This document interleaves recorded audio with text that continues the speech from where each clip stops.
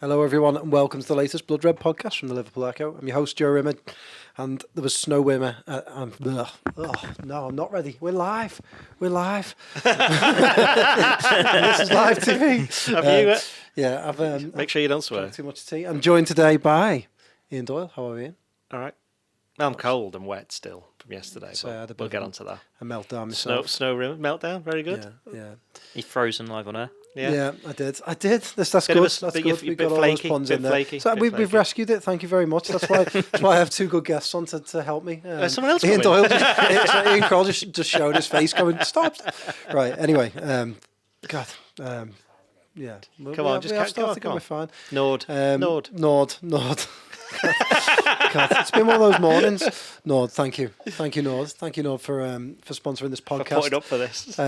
You all know the script by now, but I will read it anyway. To get the best discount off your NordVPN plan, go to nordvpn.com/bloodred, and our link gives you 4 months extra on a 2-year plan. There's no risk at all with Nord's 30-day money-back guarantee. The link is in the podcast episode description box. As I've just found out to my cost, we are live on YouTube, so leave your comments, questions, and anything else besides, give us a thumbs up.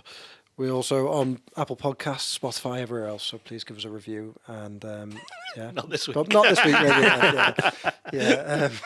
maybe. Anyway, Liverpool 2, Manchester United 2. There's a lot to unpack from that game. I've got an email I want to go through. We're going to talk Trent at length. Dom Macchione sent me an email. It's really good, Dom. Thank you for your support. Thank you for listening. I'll come to that in a moment. But just quick thoughts on the game. You said you didn't like the game. I thought it was a really, really I genuinely good thought spectacle. I just genuinely thought it was awful. I just thought Why? because it was one poor team at United, and then Liverpool got dragged down to their level.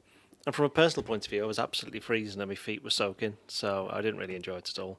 I just thought too many players played under par for Liverpool. You could probably say two were good. You say McAllister and Van Dijk. A couple were decent in patches. Salah and Gakpo. Canati, but he went massively off the cliff for the last 20 minutes. Shouldn't have really been on, to be honest. Yeah.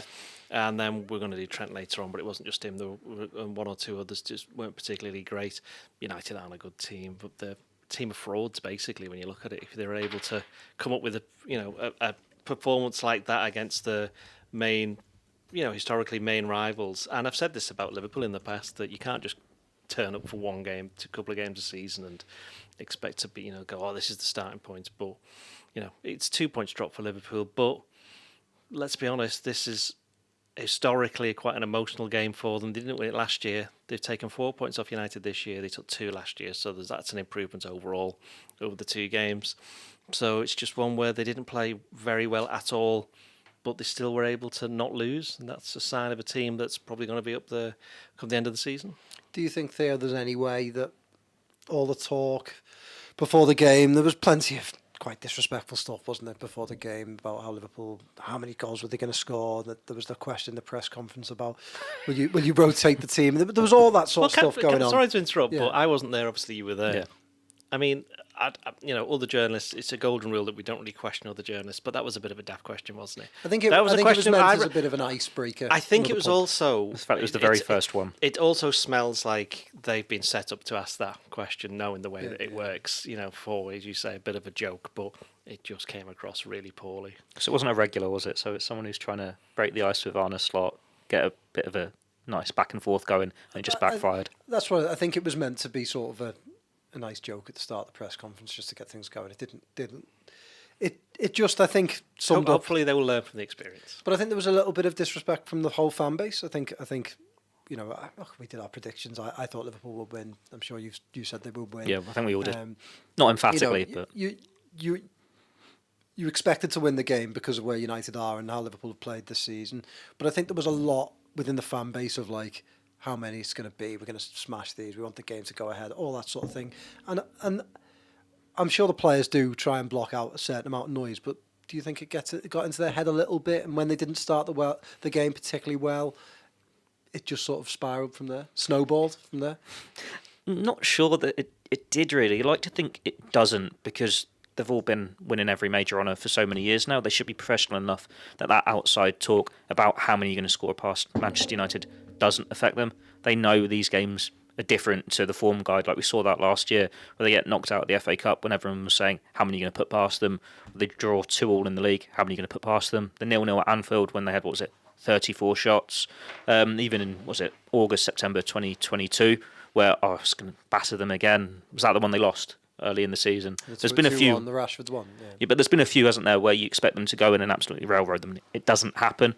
There's been a few heavy victories, emphatic victories at Anfield. But really, United, when they're not in a good place, they do manage to grind it out a little bit, make it frustrating for Liverpool. And as Arne Slot said, the way they set up was difficult for Liverpool because it was that low block. And then it was those long balls looking to get in behind Trent and create chances that way. And it was effective for them. It's probably their best performance of the season. I think Liverpool just weren't at the races. As Doyle said, a lot of the players weren't at their best. Maybe the weather didn't help a little bit because it was still very, very wet, very, very cold, a little bit windy. Even it wasn't too snowy. It just wasn't the best from them overall. But teams have off days. Like Liverpool aren't going to go through the second half of the season winning every match 4-0, 5-0. Just because they battered West Ham the week before, they weren't going to go and do the same thing again against Manchester United. And you just look at the weekend. Didn't expect Arsenal to drop points. Didn't expect Chelsea to again drop points. You're coming out of it the way you went into it, having played a game more. Got to take that as a positive, but it's still that missed opportunity. Not that you could have put loads of goals past Manchester United, but because it was that opportunity to get another win and extend the lead. They should have held on at 2-1. I think that is the biggest frustration for me, Doyle, is that they eventually managed to find a way of getting into the lead and then still just let United back in. They didn't show the control that we've seen from the Slot team throughout the season. But, I mean, a couple of things. Liverpool have lost more times to United than any other team in history, so we have to bear that in mind. Yeah. And as much as United aren't very good at the moment, I think the only reason they got anything is because Liverpool played so poorly. And this has been kind of a theme a little bit at home, I think, lately. They weren't great in the first half against Leicester. They obviously drew with Fulham, although they had started that game poorly as well and were already behind. I mean, in the end, that ended up being what I wrote at the time, a really good performance. And if they do end up going and winning the league, it's them kind of performances that they help you do it. I think Liverpool haven't played particularly well for quite some time. I mean, they did at home. It's since the Madrid City doubleheader. Yeah, I mean, against West Ham away, they did well, but West Ham, again, they were quite rubbish. But Liverpool still have to put them away, and that's why, even you mentioned about Liverpool then going 2-1 ahead. Even when Liverpool aren't playing well, they've just got that much attacking talent that they can get the goals. But I think that's also the case for United when they have their better players on the pitch. And the one thing United can't do at the moment is have any control over any kind of game. And Liverpool allowed that to affect them in the second half when they did go 2. In fact, they allowed them to affect it all the way through the second half, but especially after it went to 2-1. I mean, look at what happened after it went to 2-2.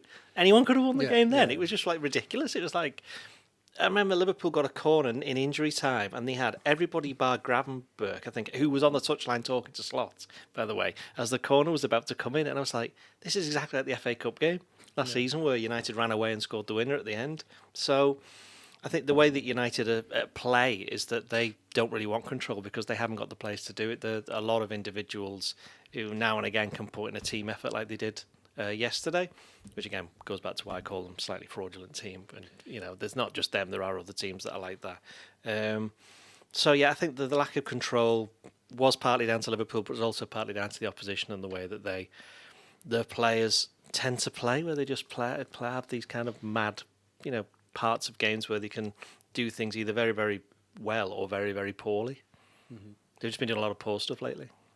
Right, let's talk Trent, because I think a lot of this podcast is going to be talking about Trent. I kind of want to talk about the performance yesterday, his future, and I also want to talk about his past a little bit, because I find the narrative around Trent quite interesting, especially after games like that.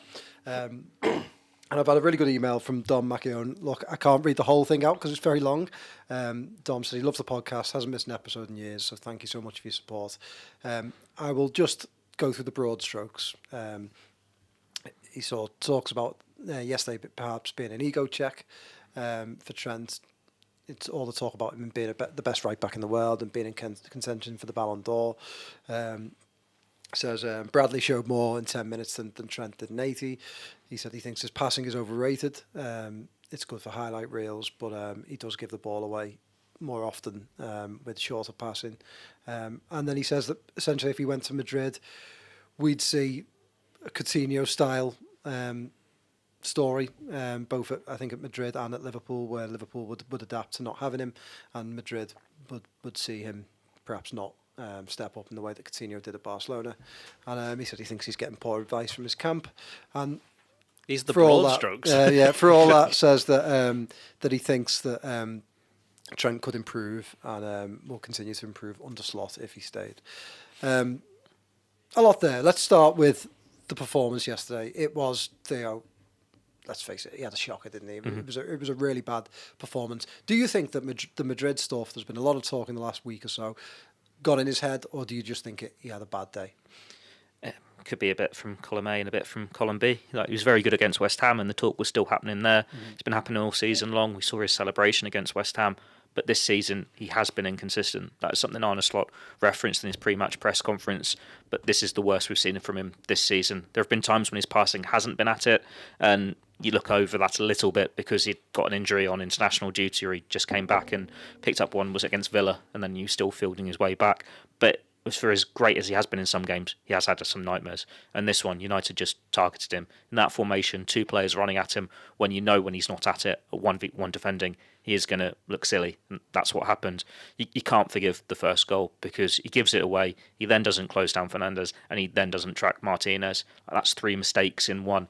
Like, you can give a player not playing well if they're trying. And in that moment, it didn't look like he was trying. And we saw that at times when Liverpool weren't at the best in 22-23 under Klopp, where he's not running back, he's not putting the defensive work in. So there's always been that inconsistency there. It's just this was next level. Only he will be able to say how much it has affected him, the contract talk. Like, we've seen Salah's form drop off a little bit. Last time his contract was up for renegotiation, and while no signs of that this year, it must play a little part, doesn't it? Because you know everyone is talking about you. Everything you do in this game, that's going to be scrutinised even more than normal, and he's a player that's always scrutinised that little bit more. But yeah, it was just so strange to see him go from a really good performance against West Ham to falling off a cliff. I thought he was poor against West Ham. I was there, and I gave him like a 5 or a 6. I think it was a 6. I know he did a good pass to Salah and he scored a goal which was deflected. I just thought there was so much, like, of the mistakes that he made against Man United, there was a lot of that against West Ham. So maybe just going through a poor run of form. If you ask me the question about whether the contract situation's affecting him, the only way it will be affecting him is if he's definitely leaving. Because if he was actually thinking of staying, then he'd be more. It's a lot less of a concern. Yeah, true. If he knows that he's going, because look, the other 2 players, Van Dijk was man of the match alongside McAllister, and Salah scored a penalty and played reasonably well. If he's going, then it's like this thing where you don't want to tell somebody something, and you're like, it's kind of like, then they're going to notice after a while and go, "Have you got something to tell me?" Yeah, it looks a little bit like that. Yeah. I mean, that's just my gut feeling on it. And the fact that Real Madrid made a bid for him last week just suggests that they think that they can get him. Slot didn't shut it down either, did he, last week? Well, he can't, can he? He can't, because he doesn't know what's going on in Trent's head. I mean, even in January, he didn't shut that down. Again, it may be that, we don't know now. We're just guessing and hypothesising. Does Trent go, well, I would like to go? I mean, why would he if he's got a chance of winning something? But then it comes down to him as a person, and he's got to get it into his head, right? I'm still a Liverpool player. Not that I'm saying he's not right now thinking that, because as I said right at the start, my answer is that you are allowed to have some bad games, and Slot said that afterwards. And I know you're going to come on in a bit and talk about Alexander Arnold's entire Liverpool career isn't just the last game or 2 games or whatever.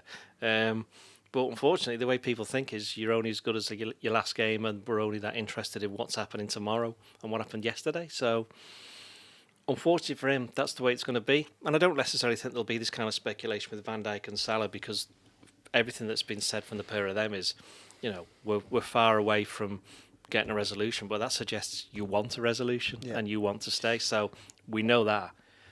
Trent, I wrote last week, he's kept a respectful silence, a dignified silence over everything, but at what point does a dignified silence become an undignified silence? And I think this was always going to happen when it got to January, and I don't think it's any coincidence that his lesser 2 performances, and certainly his poor performance against United, has come when the January transfer window was either just about to open or has actually opened. We need him to have that Coutinho back injury. Yeah, and now he can, conceivably talk to Real Madrid as if he isn't already, or his camp isn't already.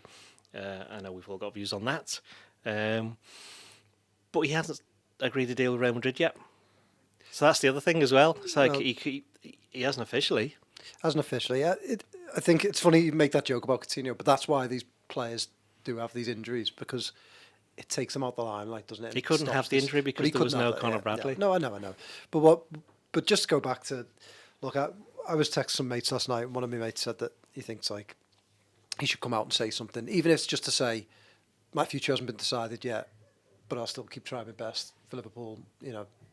And that's just it. Fill the void with something, because I think you're right. I think he had this stance at the start of the season, which is, I'm not going to let this play out in public. I'm not going to talk about it, and that's the end of it.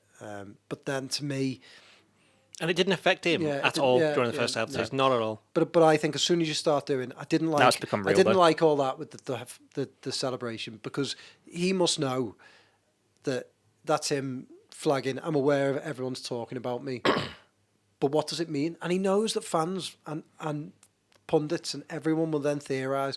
Is he saying that he doesn't care about the noise? Is he saying he's aware of the noise? Is he people I'm people quite immediately enjoying start that doing that. anyone who's watching it is watching Joe just repeatedly moving his hand. And then he did afterwards. He did a picture of him whispering in Salah's ear.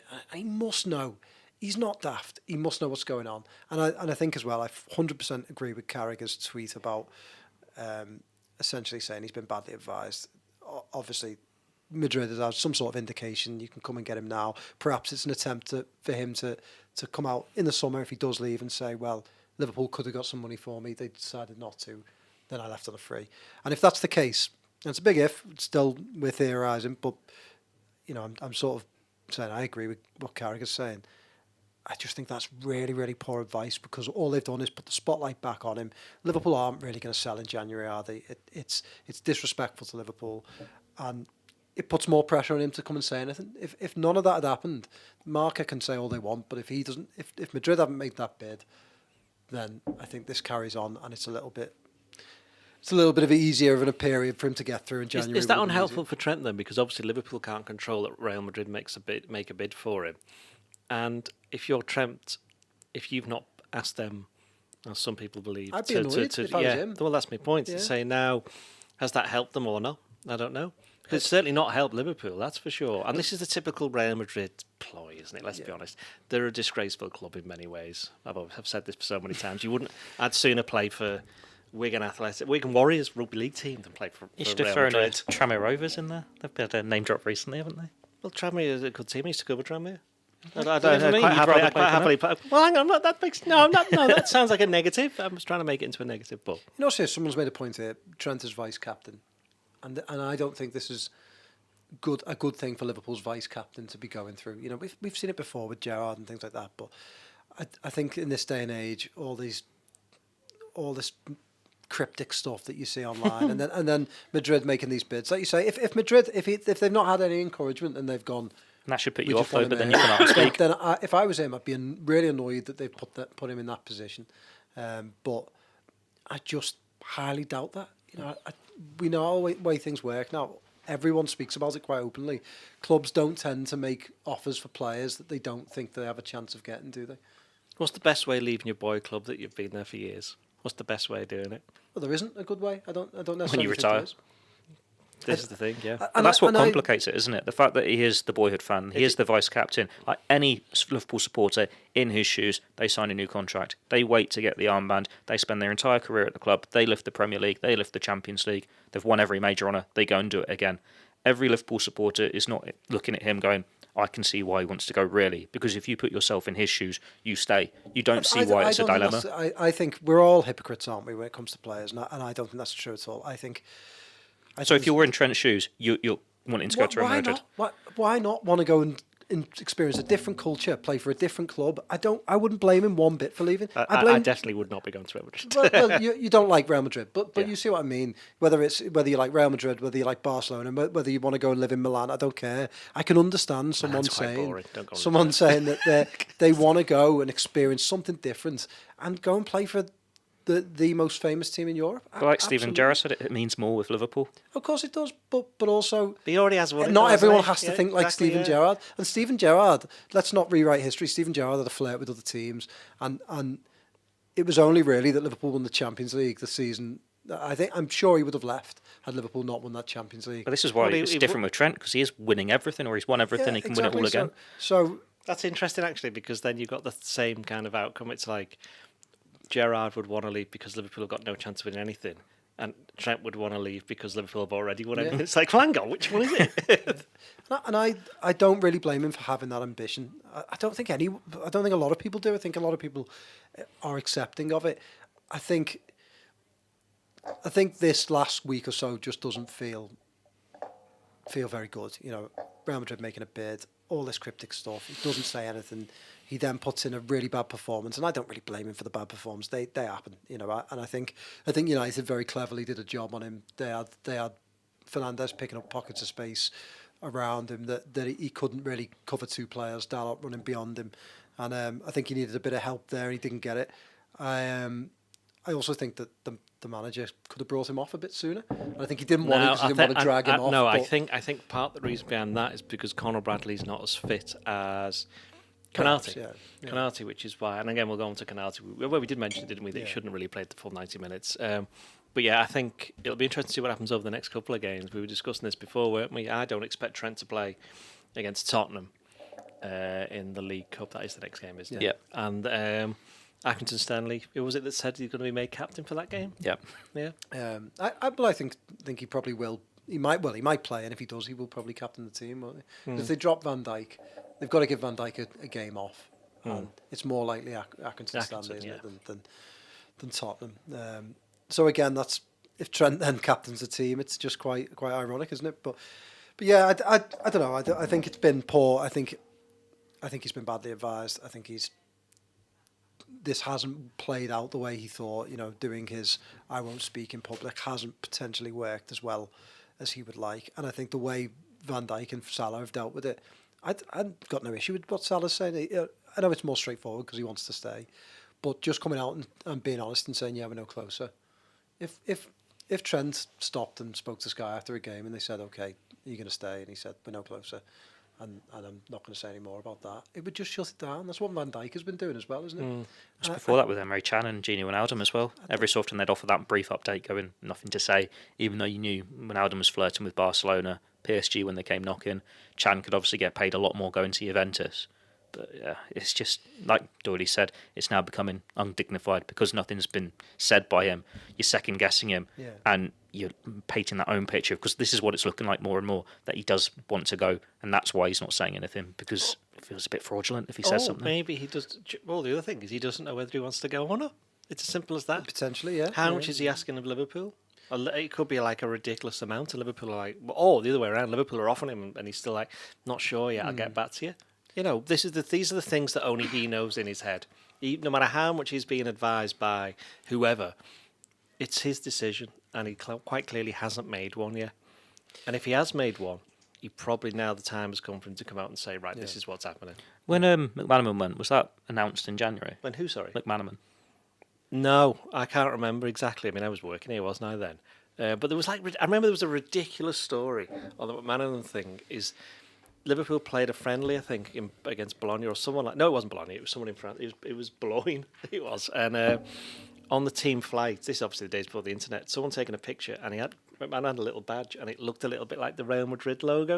And everyone was going crazy about it, but it turned out it was just something completely utterly random. So this is not a new thing, believe me. Everyone looking for clues about what somebody's thinking. So I can't remember off the top of my head when it was determined, but it was obviously made clear long before the end of the season. The reason I bring that one up is in his last season, there were accusations of inconsistency, weren't there? It wasn't his best year. Obviously, you'll remember that a lot better than me and Joe. Well, clearly not. He should do better than me and Joe. But compared to some of his previous campaigns, like he was wearing the armband, wasn't he, at times in 97, 98, scoring great goals, and then all that comes in. Well, the funny thing about that was obviously when Houllier had taken over, so Houllier inherited that, and of course in the same way that Slot's inherited this, so there are some parallels with it. But that also, I mean, that was different because that was literally the first time a Liverpool player had left on a free transfer under Bosman. Because the first time anyone had gone big player wise. Yeah, it was certainly one of the first. Yeah, so since that Bosman ruling, which people now go, what's Bosman? What's that? And it's like it was actual footballer. Did you see McManaman on Insta the other day? Like he thanked Bosman like it was something marking his move to Real Madrid. I mean, he won 2 Champions Leagues there, so it worked out for him. But that's the other reason why I think I wouldn't be so angry at Trent for leaving on a free. If you're annoyed about them Liverpool not getting a fee, then blame the club, don't blame the player, because they let the contract get to this point. And I do think, and we'll come on to this in the pod, my opinion, is that this contract situation, Liverpool have kind of got away with it because the players have been playing so well, the team has done so well. But at some point, it was going to rear its ugly head in terms of it was going to impact upon a performance, and it was going to become the narrative. And I think, God forbid, if Salah or Van Dijk go through a bad run of form, it will then start becoming the narrative around them. But it's been a mismanagement at the top of the club to get these players into a position where it's kind of all fallen through the cracks because of all the changes that were happening. I think with Van Dijk and Salah, it's slightly different because, again, I wrote this last week. They're in the 30s, and you can kind of, there's not many clubs going to come in for them in the sense of that they'd want to go to. I'm sure lots of clubs want to sign him, but then they're not going to turn around and say, yeah, we're going there. With Trent, it's different because he's younger, coming into his prime, etc., etc., etc. I don't think overall I mean, you can't speak for all Liverpool fans, but all the ones I know just go, well, if he's going, fair enough. He's been, which you're quite keen to talk about in a minute, is how great he's been for Liverpool over his 8 and a bit years that he's been in the first team, and he was integral to the way they played under Klopp. Whether he's quite as integral under the way Slot plays, I don't know. This is another thing. Is the manager super keen for him to stay? Again, these are things that when you look at the midfielder you wanted to bring in, if he'd got Supermendy, that's the playmaker, isn't it? That's the one who's threading everything together. Again, these are questions that only the manager knows the answer. But you'd always want to play like Trent in your squad, certainly. So I don't really think there's that much of a worry on that. But every Liverpool fan I know says if he leaves, he leaves. It says what we just want or don't want is him letting it slide to the point where it's in danger of reaching now, where it becomes every single game as we're talking about Trent, rather than going, well, we know he's going, so let's just enjoy him for the next 5 months. He knows he's going. He's settled in his mind. He wants to win the Champions League, the Premier League, the League Cup, the FA Cup with Liverpool. Crack on with it. And I think we've now very much approaching that point. Because the thing is, if it goes all the way through January, they'll then just stops on February the 3rd when the transfer window shuts, because then it's like, well, we know he's staying. So you wonder whether or not you're just going to get a month of this. Yeah.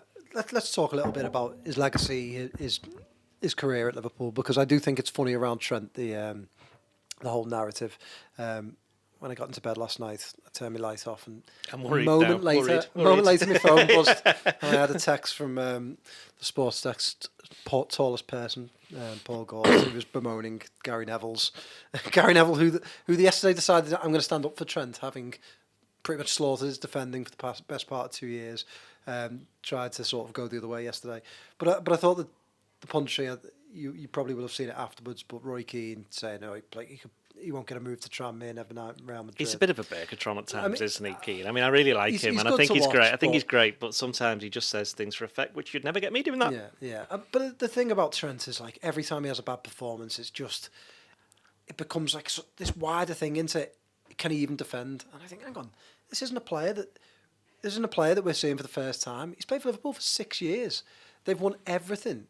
He has been part of defensives that have been some of the best in the league, including this one this year, by the way. He's still the second best defence in the league. If they hadn't conceded the second goal, it'd be joint burst. Exactly. This idea that Trent can't defend is just this complete myth that is put together by short highlights packages that go, oh, look, here's someone getting past him. I'm pretty sure if he did the same thing, I mean, did he sit on commentary yesterday and on punditry afterwards pulling apart De Ligt's performance? Because he has been one of the worst signings I've ever seen. He's come into United, he's looked terrible, but we don't really go in depth on him because it's not really a thing that we do, is it? So what do you both think about, put this to each of you in turn. Theo, you can start. What do you make of Trent's whole Liverpool career so far? How good is he? Liverpool legend. He's probably in the all-time 11, isn't he?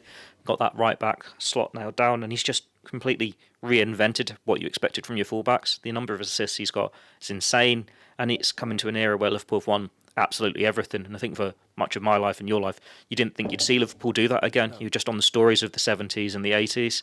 So he's just such a naturally gifted player. You watch some of those passes and made for highlights reels. They're stunning. They defy gravity.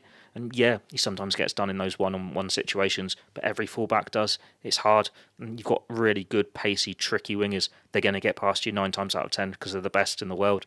But there's always been that added focus on Alexander-Arnold's defensive performances. We've defended him defensively for years now because he's still quite good at it. Like, he's had moments this year where he's improved. Slot said that himself. but then he just followed up with that horror show against United. But it doesn't define his Liverpool career. Probably have a couple. It shouldn't even define his season. No, it shouldn't, because Arne Slot was saying on Friday he's probably still in all your teams of the season so far. Like, I don't think he's having his best Liverpool season, but he's still being your best, and it might be different for you, but best Liverpool team you've ever watched. Yeah. If you put together all the players. Yeah, I know you've said he's in your all-time now, isn't he? Is he in your all-time? Yeah. Yeah. That. I mean, the other thing as well with Trent is that not just him, but all footballers over the past 20 to 30 years is that every single game's on television, every single game is dissected. In the old days, it wasn't like that. So you might have had, for example, someone like Phil Neal, who played right back for years and years and years for Liverpool, and was part of the team that won, I think he won 4 European Cups. So he must have been fairly decent, but I'm pretty sure he had, well, I know for a fact that he had like games where he wasn't particularly great and he made mistakes and this, that, and the other. So, Trent's not the first person to have this. And if you but I've always said about Trent is that it's a little bit like John Barnes for England, is that the problem with him is because he's such a unique player, a lot of fans who are not Liverpool fans who don't see him all the time don't get it. They don't get it. They don't understand him. They don't really understand. Which the former professional thinks is amazing. It's Gary Lineker all the time, always says, and he's obviously a forward who would thrive on the passes that Trent gives. I mean, your man who sent the email who said that Trent's passing's poor. I mean, that goes back to, if you look at pass completion rates and number of times he loses the ball, it's probably quite high in terms of losing the ball and probably quite low in terms of pass completion rate. But look at the passes that he does complete. They lead to things happening. They lead to chances. They lead to goals. That's why he takes the risks, because he knows what he can do. Exactly. And you need players like that. Because if you don't, then everybody's just a robot who passes it inside and this, that, and the other. And then you get, as people I know older than me who may have my same name, my dad basically. He says he says that the one thing that bothers him about football these days is everybody tries to play the same, and not everybody. He would much prefer it. And he's not the only one that's been saying it recently, actually. And he says there's nothing wrong with the team playing a long ball. There's nothing wrong with the team playing, these big passes. When Trent plays a long, it's funny, isn't it? When Trent plays a long ball, it's a long pass. But other teams, because he's obviously aiming for it. Because he's got, but that comes back to his passing. That's how good he is. It's not just an aimless boot upfield. Although when he's having a poor game like yesterday, they do end up just being endless boots upfield, searching for nothing, and that's when fans get frustrated. So I do think Trent is certainly the most misunderstood player of his generation. Yeah. What was the one we saw recently where was it the Tottenham one where he punts it with his left foot, Szoboszlai flicks it on. Yeah. That one comes off. Yeah, but then he tries that yesterday exactly, and he gives the position back to him. Yeah. They missed Szoboszlai yesterday, by the way, just going off. Absolutely, how much so his energy and what I think Curtis wasn't his best game either. But again, he's someone who's been good this season, so you can't really deny him that. But yeah, going back to Trent, he's been the first 11. Whether he'd be in the first 11 of other people with my same name who are older than me, not entirely sure. There was somebody called Chris Laura who played right back in the 60s and 70s, and I'm pretty sure he'd have him in there. But that he would be in the conversation tells you how good a footballer he is. Yeah, exactly the same. I mean, he takes a lot of risks, but I think for me, the best fullback in my lifetime before that, I probably would have been saying right back, Steve Finnan or Alvaro Arbeloa. You're not old enough for Rob Jones? Rob Jones was good. Rob Jones was before me, Jeff. Yeah, I mean, How old were you? Say about 3. I don't remember much of the 90s. I think I was just too little to really appreciate. I always think, because I was born in '88, the '90s was basically Robbie Fowler and then Michael Owen and a little bit of Steve McManaman, but the attacking players. So I would have said Steve Finnan or Arbeloa, which were good fullbacks. Steve Finnan, a really underrated player. But they were traditional, passing inside, scamper up the wing, Loved to cross there, didn't he? Yeah, but they weren't. I mean, Trent is. I said this to my mates last night, and I don't mean this as a knock on him. I think Trent is light years better than Conor Bradley, and that Conor Bradley might go on to become a really, really great fullback, but Trent is something different. Well, that's a good question. Then the question is, who's a better traditional right back, Conor Bradley or Trent Alexander-Arnold? But And at this stage, then it comes. Yeah, I know. I'm You still still say Trent. Trent. Yeah, but then it's like, what do you want from your right back? And then that comes back to the manager again, because don't forget, Trent's not been playing inverted right back this year. Not really. He has been stepping into midfield now and again, but not to the extent he was doing it last year. And he'd learnt last year when to do it and when not to do it, but now he's hardly ever doing it. I suppose Bradley partly at fault for the Forest winner, wasn't he? But earlier in the season, he'd been coming on in every game. Then he doesn't quite cover it off properly. It was a good goal, but he doesn't play as much after that before the injuries. It'll be interesting to see what Slot does if Trent goes. Do you want someone who is that good on the ball, or do you go for your more traditional fullback? Because Bradley's basically a right-sided Andy Robertson. That's how he plays. Yeah, you're not going to find another Trent. I mean, No, Jeff Barker says, who gives about his passing range? He's played like this for 18 months. Every team attacks down Trent's side. Does that not tell you something? I think it tells you two things. One, Van Dijk plays on the opposite side. Yeah, 100%. And two, Salah perhaps it doesn't really come back as much as he should do. And I also think as well, who gives about his passing range? I think the attackers probably do, who quite often get on the end of those passes. I think when he came on against Liverpool break Newcastle, the they lose lines. that game if he doesn't come on. He came on against Newcastle and took them up several gears. I think Trent's one of those players that after he leaves, if he leaves, He will leave at some point. People will realise how good he was. Not necessarily because I think Liverpool will miss him loads. I think there's still a chance Liverpool could thrive with a Conor Bradley. I'm not saying that he's the be-all and end-all, but I just think his style of play, his passing. I think as well he's one of those players he's got like languid style that, you know, when Andy Robertson or Conor Bradley run, they're scampering, aren't they? You know, they seem to be like straining every sinew to get back, whereas Trent has never looked like that. But have you ever seen it when Trent actually legs it? He's actually quite fast. He's quite quick, So but he it's needs a to be longer doing stride, it. He needs to be doesn't doing it more often. Yeah, I do think.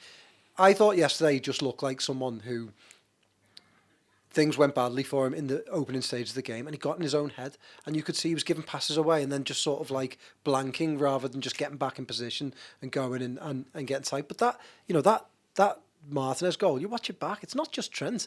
Every single player on that side of the pitch Just watches them. is just watching them. Gravenberch is back there just watching them. So, you know, I know managers do say this, but Slot always says as a team, doesn't he? And that to me was a team switching off and not just a player. It's interesting now, in one of his post-match interviews, he said Gravenberch wasn't getting over enough, but then he sort of defended them both by the time he got to us for his post-match press conference, saying, I was there a lot, he wasn't on his own Trent either. It's just he was up against two very good players, so obviously felt he had to be a bit more protective of them. He's not going to be publicly slaughtering his players. It would be slightly different, I think, when they go and sit through the analysis and they go, come on, what's happened here? Yeah, someone said when Klopp left, did people realise how good he was? But I think when Klopp left, did people realise how good Klopp was? Yeah, I mean, Slot has done very, very well, but he hasn't won anything yet. Yeah, and do I think Slot could have taken a team where Liverpool were before Klopp arrived and changed them? Completely different jobs. Completely different job. Nothing's happened yet. Yeah. Let's wait until the end of the season to see what happens. Yeah, so it's interesting. You know, I think people are obviously angry with Trent's situation, so their criticism of him has there was definitely a change in the atmosphere at Anfield around it. Like, there was more negative feeling towards him. Fans screaming for him to be taken off before he was. One fan. That was on our side, wasn't it? There was a couple. There was literally one fan. And then there was one by Lewis Steele, who was basically telling him to join Real Madrid in not so nice terms. There was a lot That'll of people. Be that person who's always witchered on them. There was a lot of people. You know, the online discourse was all around that, and then you know I received a lot of WhatsApps around people saying the same thing. I think people perceived it as a lack of effort. I don't necessarily think with Trent it's a lack of effort. I think he just very much gets inside his own head, and when he plays well, it goes the opposite way. But at the end, it looked like he didn't want to be there. Yeah, but did he not want to be there because he wants to go to Real Madrid, or because he was having such a bad game that he just wanted the ground? He was the first one down the tunnel at the end. But he was already off. No, but you know when they come back on. Moving on slightly from Trent. Let's game talk on a Wednesday. little bit, and let's talk about a little bit about the midfield because, like you said, I think they massively missed Szoboszlai yesterday. But Alexis McAllister, Theo was absolutely brilliant. And do you think that McAllister gets the credit he deserves for just how good he's been since he's arrived at Liverpool? I don't necessarily think when people are picking their best team of the season or in the league that he's included in that conversation, but he's just outstanding, and he's having a really, really good season, isn't he? Yeah, last couple of months he's found his feet a little bit more. He's settled in it. Like the Liverpool midfield have come to terms with how Arne Slot want them to play, and it's just because it's a new system as well. They're really balancing each other quite well. Like McAllister, we're actually seeing him get forward now in the last few games. He's unlucky not to score yesterday. Obviously gets his goal against Tottenham, scored against Real Madrid, and you are seeing the player that Liverpool signed from Brighton for Argentina. You're not seeing him put into this number 6 role. Like earlier in the season, I felt he was getting a bit stuck between the two roles, whether he wasn't getting forward enough, but he wasn't being the number 6 because they had Gravenberch there. But now he's coming to terms with it. His passing is exceptional. Like the way he threads that through to Gakpo for Liverpool's equaliser, and he's just so calm on the ball. He can slow it down, but then he can turn a man so easily. He's not as quick as some players, but he can still break through any defence. You see in the player Liverpool signed now. He had to take a while for it because of what they needed him to do last year, but it's just a really nice trio, isn't it? When you've got Gravenberch as that 6, Szoboszlai when he's in there, doing that energy and that attacking role. Obviously Curtis Jones can do it, he's having a great season. We know Elliott can do it, even though we've not seen much of it this year, but Liverpool got a really well complementing midfield there. So kudos to the recruitment team for revamping a broken midfield 2-3 years ago and getting this nice overall package with McAllister right at the heart of it. Only 18 months ago. Was it only 18 months? You're a huge MAC Alistair fan, yeah. I do like him. Talk about. Well, over Christmas, in our attempt to fill space on Christmas Day, I did the top 25 Premier League players for Liverpool in the Premier League era. Trent was 4th, by the way, which tells you that's how good he is. And I got McAllister in there already. Yeah, because I just really, really like him. Is he I just think 25th he's really or something? good. He was just in there, 25th, yeah. I mean, I think he'll end up being a lot higher than that, the way things are going. Unless he goes to Real Madrid as well. He probably will do at some point. They all do, silly people. So yeah, he was very good against West Ham. I thought he was very good against United again. I think what I like about him as well is that he's quite a bit of a. He's a lot. I know he's Argentinian. You should expect this. He's quite tough, isn't he? He's a narc. He likes getting stuck in, and I think in today's day and age, there's not everybody likes to do that. Going back to Trent, he didn't make a single tackle, did he? And obviously, slightly different. Conor Bradley came on, did one straight away, but then he was literally just coming on, and the rest of the other players were quite tired. But with McAllister, you could just tell from the first. He was the one in the first half, I think, who took it to United when the team were kind of in and out. And in the second half, he obviously sets up the goal for Gakpo and he wins the penalty, which is no coincidence that he's the player who's involved in those two things because he's the one that was trying to make things happen. He got the flick on as well for Van Dijk late on, didn't he? Oh, I haven't actually seen a replay of that. Yeah. He should have scored that, Van Dijk. Such a tame He header. was stretching, wasn't he? I think that was it. I think with McAllister, it's quite interesting. Liverpool have started. There's been games where now I don't think the defence has been quite as solid. And part of that is because Canate hasn't been playing. But I also think it's because the midfield has possibly slightly started to get a little bit carried away. I think there were times where the only negative for McAllister and Gravenberch actually from yesterday is that sometimes defensively they weren't in the positions that perhaps they should have been, certainly towards the end. Although, as I said before, the game became a bit crazy by that point. But that's a very minor negative for him because he's such a good footballer. He doesn't really waste a pass. He's always nipping. He's very good at just getting in front now, which is why he isn't.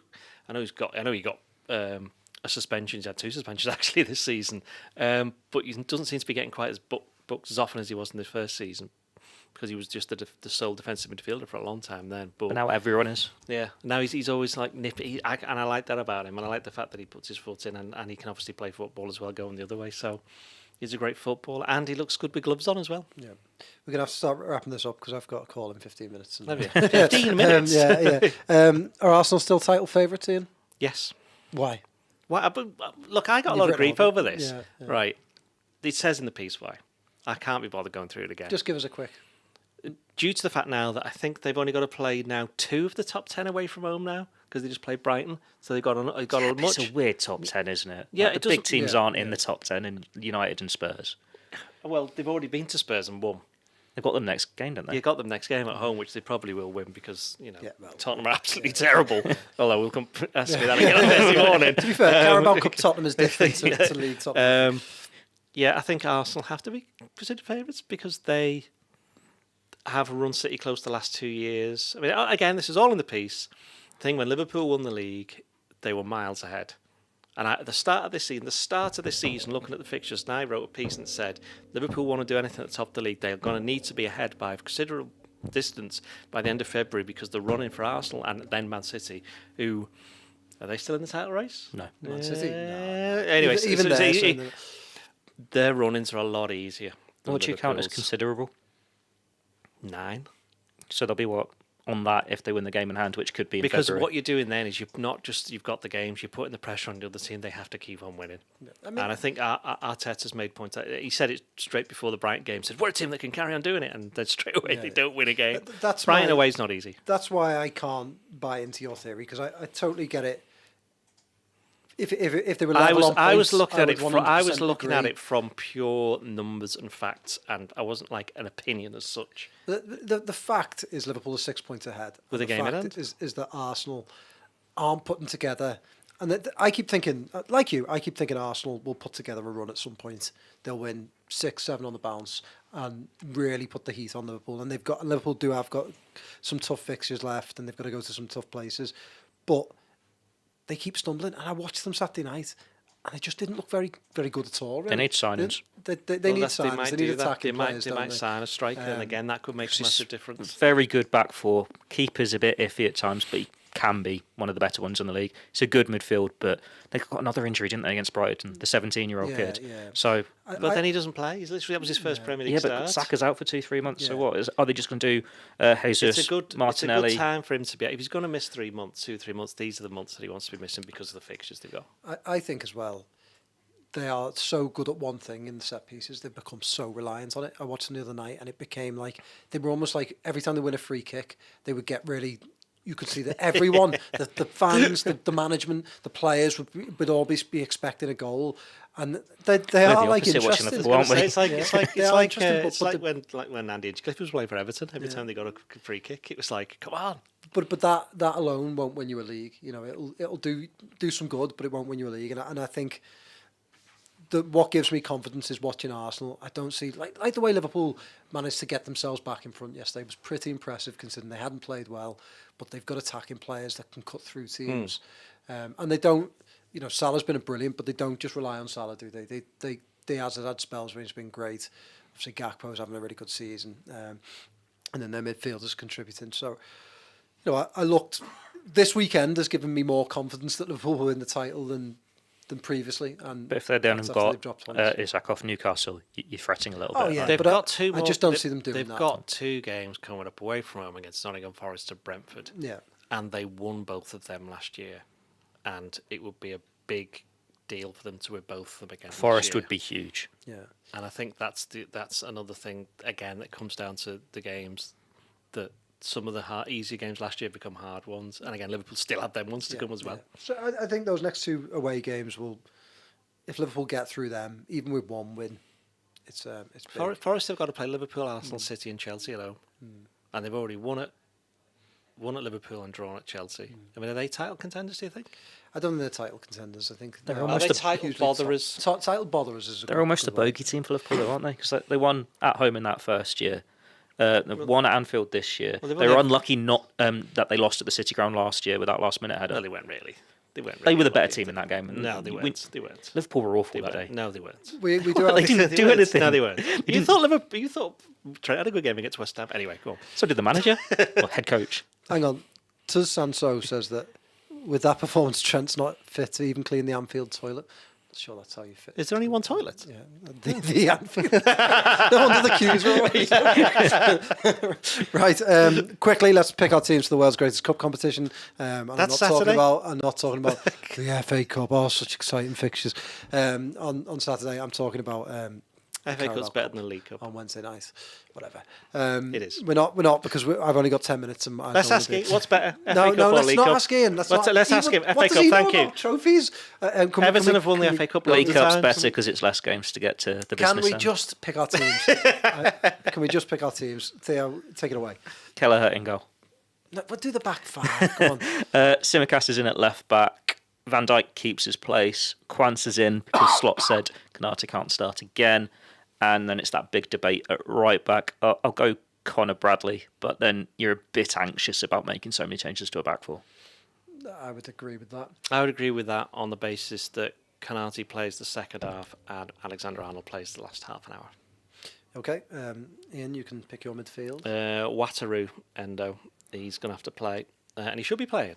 I think Harvey Elliott is going to get in there, and if he is well enough, Dominic Soboslai can play. That's a very attacking midfield, that one. Endo's in it. Yeah, but who's the deep one? Szoboszlai? Szoboszlai. I'm not sure about that. Just because we've not seen him there. He does it for Hungary and he doesn't do it very well, from what their managers said. I'd keep McAllister in. And then Elliott gets the nod. Szoboszlai can still be ill. It's an interesting point Still because be interesting point because they are not. Most of them are not going to play against Accrington. Or certainly, a lot of the first teams aren't going to play against Accrington, and it's the first leg. Do they go big on this one? But they did only play on Sunday. Szoboszlai, I'm still going to play Szoboszlai. Szoboszlai, albeit in a more attacking position, played very, very well, didn't he? At Yeah. Spurs Yeah. last time out. I think that midfield, because I think Elliott has to play. I mean, he'll play against Accrington, but I think he needs some more game time. Yep. And I do think you can expose Spurs with the way they play by being a bit bolder in midfield. So yeah, I would go with that midfield. If Theo, who's your forward line? Nunes, Jota, and I'm keeping Mohamed Salah in because it is still a semi-final, and Yeah. you want to get a good lead in the first leg if you can. Yeah, I agree with that. Yeah. It depends where you're going to play Nunes and Jota. I'm a bit concerned of putting Jota The on last the few left. games they've both played both. Like Jota finished, didn't he, on the left with Nunes down the middle, but then I think it's Southampton away in the cup. It went the other way around. Jota came on and played number 10 against... Originally, Yeah. yeah. But when Elliott came on, he went to the left. I'd probably agree with that, to be honest. Salah, Nunes down the middle. And Nunes, I think he's due a big game now. I think he's due it. He needs it. He needs it. Yeah, and Jota. Yeah, I mean, by the way, the fans chant Nunes' name after he does something completely idiotic. Nearly takes... I mean, it happens every week now, but come on. I mean, Deletes head up. you know, but it does show, doesn't it, like the way Trent can get slaughtered for a poor performance, but Nunes can do crazy things every week. People just chant his Imagine name. if he got sent off and they lost 3-2.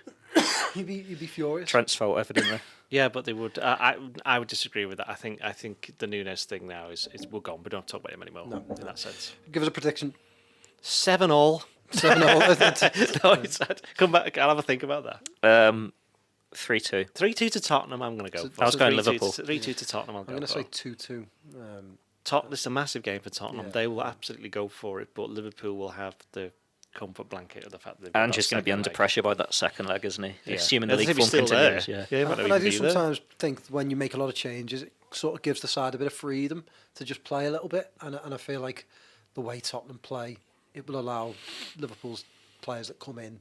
I think to a lot get of at Liverpool's them players who and- will come in will have a point to prove Yeah, as well. Exactly, yeah. It's a big game for Endo. Like, you see how Tottenham got their goals in that 6-3. Like, if he gets his foot in, controls that midfield, Liverpool should have a bit more control of it defensively. I think it'd be a really good game to watch, but all the Carabao Cup games are, aren't they? Name me a No. boring Carabao Cup game, and we'll leave it there. Nearly Right, all of them. Thank you very much for listening. Sorry for messing up the start. And yeah, if you It's want no to drop joke. me an email with your questions, your thoughts, Should we try and put him off at this bit? reachplc.com, stop in, and we will be back. Well, actually, I'm under orders. We will be back on Friday to talk about the world's greatest cup competition, to look forward to the world's worst cup competition. But before then, we've got the Liverpool.com podcast tomorrow. Yeah, with Matt Addison. And we've also got, you could go back and listen to any of Theo's post-match podcasts, including a very cold one yesterday in the snow at Anfield. Theo is often there at home games doing post-match podcasts, so please tune into them.